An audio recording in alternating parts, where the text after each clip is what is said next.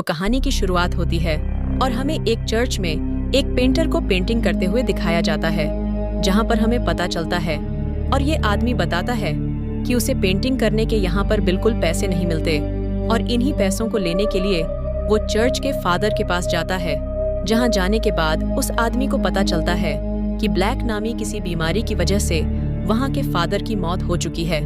और ऐसा देखने के बाद उसे बहुत ही जोर का झटका लगता है, क्योंकि अब ये बात उसको कंफर्म हो चुकी थी कि अब उसे पैसे देने वाला कोई नहीं बचा।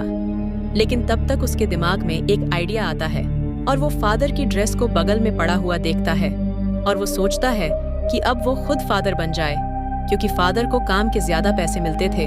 और अब अगले सीन में हमें एक लोरेंजो नाम के आदमी को भागते हुए दिखाया जाता है, जिसके पीछे जर्मिनो नाम का एक आदमी पड़ा होता है, क्योंकि लोरेंजो ने उसे जुए में हरा दिया था। लेकिन किसी तरह से लोरेंजो वहां से भागने में कामयाब रहा। लेकिन जर्मिनो अपने आदमियों को ऑर्डर देता है कि मुझे किसी भी हालात में लोरेंजो चाहिए। और दूसरी तरफ हम देखते हैं कि लोरेंजो के दोस्त उससे भागने में उसकी मदद करते हैं और वो लोग उसे एक घोड़ा प्रदान करते हैं। अब अगले सीन में हमें रानी पंपेनिया को दिखाया जाता है, जो कि अपने मॉम डैड के लिए प्रे कर रही थी, क्योंकि ब्लैक नामी बीमारी के चलते उसके मॉम डैड की मौत हो चुकी थी। लेकिन तब तक उसके पास जर्मिनो आता है और उससे पूछता कि आखिर तुम अब क्या करोगी, जिसके बाद वह बताती है कि मैं जल्दी ही रूस के राजकुमार से शादी कर लूंगी। तब यहाँ पर जर्मिनो अपनी असलियत दिखाता है और यहाँ पर वह कहता है कि तुम्हारे डैड के ऊपर मेरा बहुत ज्यादा खर्चा था और अब उनकी मौत के बाद उनकी सारी संपत्ति पर मेरा हक है, और अगर तुम चाहती हो कि मैं तुम्हारी सारी प्रॉपर्टी ना ले लूं तो तुम्हें मुझसे शादी करनी होगी। अब इसके बाद फिर से एक बार सीन शिफ्ट होता है और यहाँ पर हम लोरेंजो को फिर से एक बार भागते हुए देखते हैं। तभी रास्ते में उसे एक आदमी मिलता है जो कि अपने साथ एक बॉडी लेकर भाग रहा था। तब लोरेंजो उससे पूछता है कि आखिर यह मरा हुआ आदमी कौन है और आखिर इसकी मौत कैसे हुई। तब वो आदमी बताता है कि ये मेरा मित्र है और ये एक गूंगा बहरा आदमी था जो कि पास के ही एक चर्च में काम करता था। लेकिन वहां पर एक ब्लैक नामी बीमारी होने की वजह से उसकी भी मौत हो गई है। तभी लोरेंजो के दिमाग में एक आइडिया आता है कि उसे अगर जर्मनों से बचना है तो उसे जाकर उसी चर्च में छिप जाना होगा। और हम देखते हैं कि एक बार फिर से जर्मनों के आदमी उसके पीछे पड़ जाते हैं, जिनसे बचने के लिए वो एक पेड़ की डाल पर चढ़ जाता है, जिसकी वजह से जर्मनों के आदमी उसे देख नहीं पाते और वो लोग उसे ढूंढते हुए आगे निकल जाते हैं। और एक बार फिर से लोरेंजो कैसे भी करके खुद को बचा लेता है, लेकिन बदकिस्मती से वो पेड़ की डाली टूट जाती है, जिसकी वजह से लोरेंजो नीचे गिर जाता है और चोट लगने की वजह से वो वहीं पर बेहोश हो जाता है। और अब इसके बाद सीन शिफ्ट होता है और हम देखते हैं कि दो नन उसके पास होती हैं और वो दोनों मिलकर उसे चर्च में लाई थी। और यहाँ लाने के बाद वो दोनों उसे बहुत ही गंदी तरीके से देख रही होती हैं और वो दोनों मिलकर उसे यहाँ वहाँ छूने लगती हैं। तभी अचानक से लोरेंजो को भी होश आने लगता है, लेकिन यहाँ पर वह जानबूझकर बेहोश होने का नाटक करता है, क्योंकि ये सब फील करने में उसे भी बहुत मजा आ रहा था। लेकिन तब तक वहाँ पर एक और नन आती है और दोनों नन से कहती हैं कि तुम्हें पता है ना कि हमें काम करने के लिए गूंगे बहरे आदमी की जरूरत है।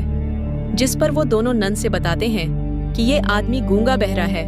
और ये सुनने के बाद वो तीसरी नन भी खुश हो जाती है।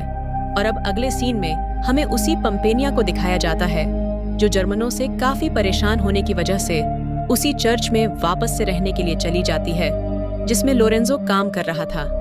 जिसके बाद हम देखते हैं कि दोनों न मिलकर पंपेनिया को तैयार करते हैं, लेकिन तभी अचानक से पंपेनिया की नजर लोरेंजो पर जाती है, जिस पर वो दोनों नन से पूछती है कि आखिर ये बंदा कौन है, जिस पर वो दोनों नन उसे बताते हैं कि ये यहाँ का माली है और उसके साथ साथ वो बोल और सुन नहीं सकता।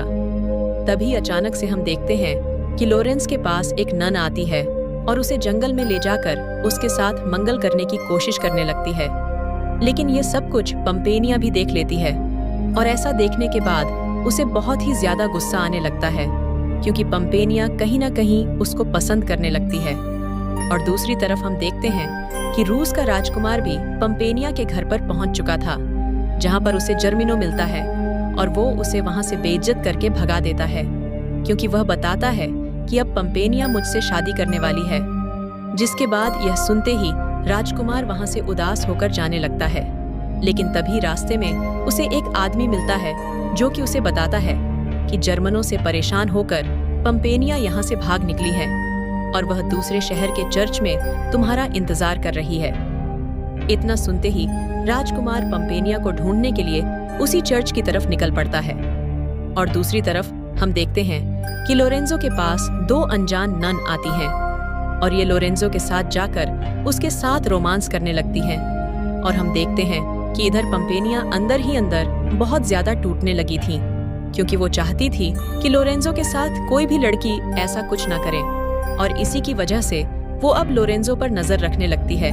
लेकिन तभी एक दिन वो गलती से लोरेंजो को गाना गाते हुए सुन लेती है, जिसकी वजह से पंपेनिया एक प्लान बनाती है और एक दिन वो लोरेंजो के पास जाकर उसकी आंखों पर पट्टी बांध देती है और उसे खुद को किस करने के लिए बोलती है। और अब इसके बाद पंपेनिया उससे कहती कि मैं तुमसे बहुत प्यार करती हूँ और इसके साथ साथ मैं तुमसे शादी भी करना चाहती हूँ। लेकिन आग ढाका होने की वजह से लोरेंजो उसे पहचान नहीं पाता और उसकी आंख खुलने से पहले पंपेनिया वहां से चली जाती है। और इधर हम पंपेनिया को देखते हैं जो कि चर्च से जाने से पहले एक नन को बता देती है कि लोरेंजो गूंगा बहरा नहीं है, बल्कि वह गूंगा बहरा होने का नाटक कर रहा है, क्योंकि मैंने उसे गाना गाते हुए अपने कानों से सुना था। और अब जिस न्यून को इन सब बातों का पता चलता है, तब वो लोरेंजो को धक्के मार के वहां से निकाल देती है, जिसकी वजह से एक बार फिर से अब लोरेंजो रोड पर आ चुका था।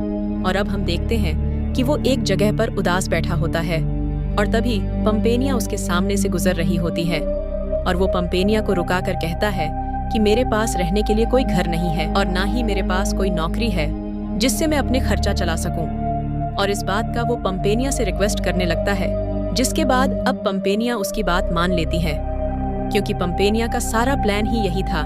जिसके बाद वो लोरेंजो को अपने साथ लेकर वहां से चली जाती है।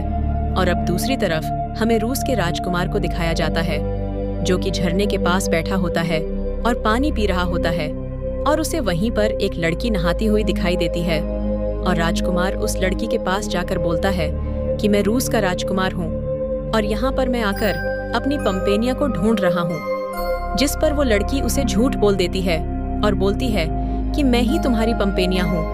और इस तरह से राजकुमार भी उसकी बातों पर यकीन कर लेता है, क्योंकि इससे पहले उसने पंपेनिया को कभी नहीं देखा था। और दूसरी तरफ हम देखते हैं कि लोरेंजो और पंपेनिया आपस में बातें कर रहे होते हैं, जहाँ पर लोरेंजो उसे बताता है कि मैं चर्च की एक लड़की से प्यार करता हूँ और उस लड़की ने मेरी आंख पर पट्टी बांध के मुझे किस किया और उसने भी मुझसे कहा था कि वह भी मुझसे प्यार करती है, लेकिन मुझे अभी तक वो लड़की मिली नहीं। अब ऐसा सुनने के बाद पंपेनिया भी काफी ज्यादा खुश हो जाती है, क्योंकि वह समझ जाती है कि लोरेंजो भी उससे प्यार करता है। अब इस बात पर पंपेनिया उससे कहती है कि अगर तुम मुझे भी किस करो तो तुम्हें वो लड़की मिल जाएगी। तभी लोरेंजो उसे किस करने वाला होता है, लेकिन तब तक वहाँ पर अचानक से जर्मिनो आ जाता है, जिसके बाद वहाँ पर लोरेंजो और जर्मिनो की लड़ाई शुरू हो जाती है, जिसमें लोरेंजो बुरी तरीके से हार जाता है। और इसके बाद अब जर्मिनो लोरेंजो को ले जाकर जेल में डाल देता है।